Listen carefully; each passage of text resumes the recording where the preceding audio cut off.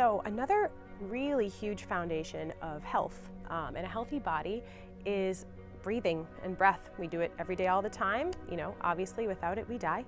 And how you breathe impacts so much.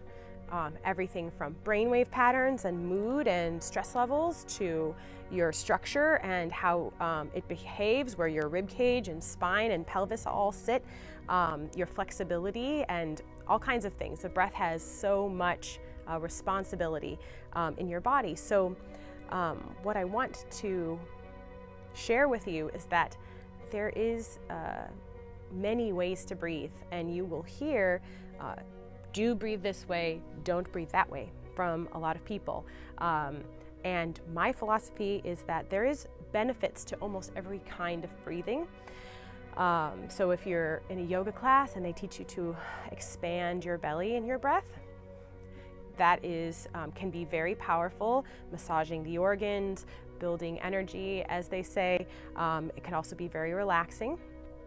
And then sometimes for instance, a Pilates class, you might learn to keep your abdominals a little bit less active in a breath so that your rib cage can expand more fully. So the front ribs, the side ribs, the back ribs all expand because you're not allowing the belly to expand, which may shift your pelvis forward over time. So also really great. Chest breaths where we're just breathing in the top of the chest. Generally not ideal because it will send a message sometimes of stress, shallow breath, kind of low oxygen. But there's also amazing heart breathing practices that are designed just to be breathing into the throat and heart area. So again, beautiful benefits to that. Generally, what you want to be thinking about in breathing is that if you find that you're always just breathing into the front part of the chest on a day-to-day, that is not your deepest and most beneficial breath, and that often comes from lifting your rib cage. So if you just allow your rib cage to settle a little bit, you'll start to notice this expansion through the back and side ribs. And definitely the belly expands, but if it only expands and not the rib cage, that's also something to pay attention to. That might not be your most beneficial breath. Experimenting with your breath, breathing into the belly, the chest, even into the head area and through the back and side ribs, all have amazing benefits.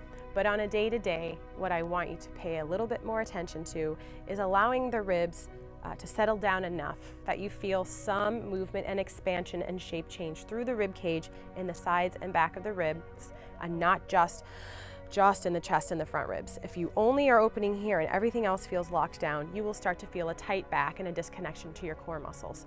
So just having that relaxed upper back so your breath can be more 360 will benefit you in many ways. So there's no wrong way to breathe in a mindful practice, but on a day-to-day, you want to make sure that your breath isn't trapped up here or only in the belly, but a little bit more of a 360-degree expansion of your trunk, and specifically your rib cage. So just try a few breaths right now with me, letting your hand rest on your chest and your rib cage. And so you feel the rise and fall here, but it's not only there.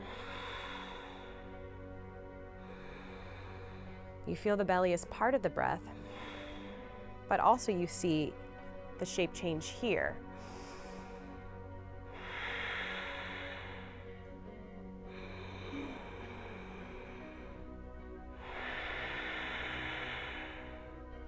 So that might feel like a lot of breath, but if you practice a few times with big breaths and exaggerated movement in the rib cage, or maybe notice that you can't quite produce it, it will give you more freedom to breathe on a day-to-day.